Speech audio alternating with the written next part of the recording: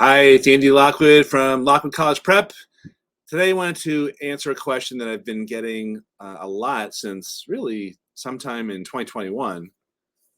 Are safety schools dead? Is there really no such thing anymore as a safety school? And by safety school, if you are uninformed, that means a school that in the past would be a complete slam dunk to get into because you or your child has superior academic credentials, GPA, SAT or ACT scores, rigor, crazy extracurricular activities compared to the median of the other students that they are competing with. So to be able to answer that question, I think you need a little bit of background here. The main dynamic that I think has affected the perception that there's no such thing as safety schools anymore as of 2021 is that applications to college are way up. In the last 2 years, the pandemic years, applications were up 20% compared to 2 years ago with the common application because it makes it very easy just to press one button and spit out your college application to 25 schools. That may be a good thing in terms of helping students in theory to make it easier to apply to school.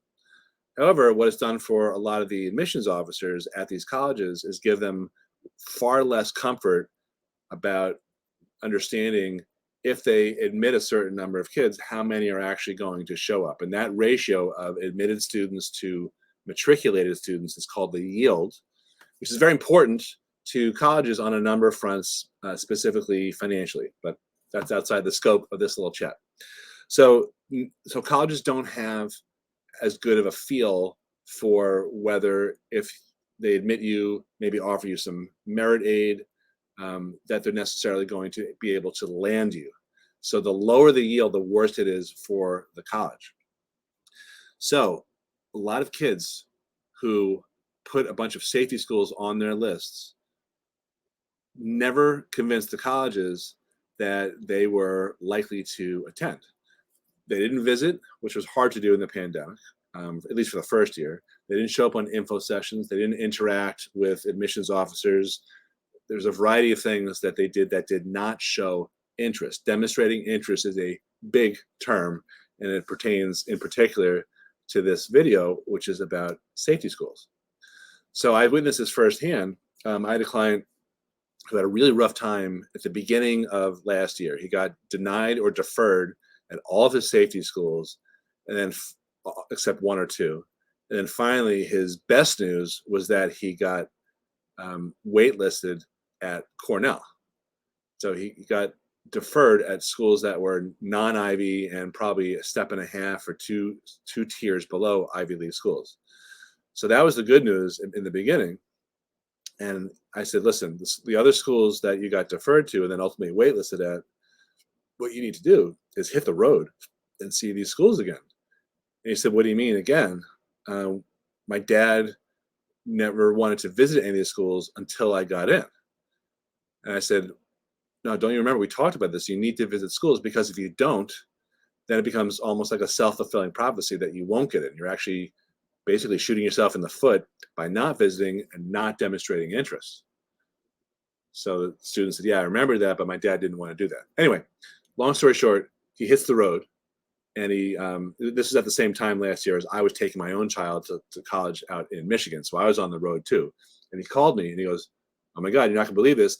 We visited XYZ University in Pennsylvania yesterday. And today the admissions officer called me and admitted me.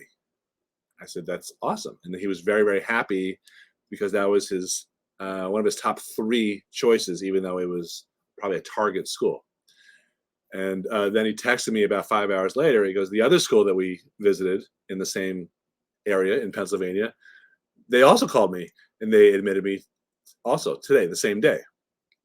So, it's never one thing that gets you into college or doesn't get you into college. But if you demonstrate interest, that is one thing they will not hold against you.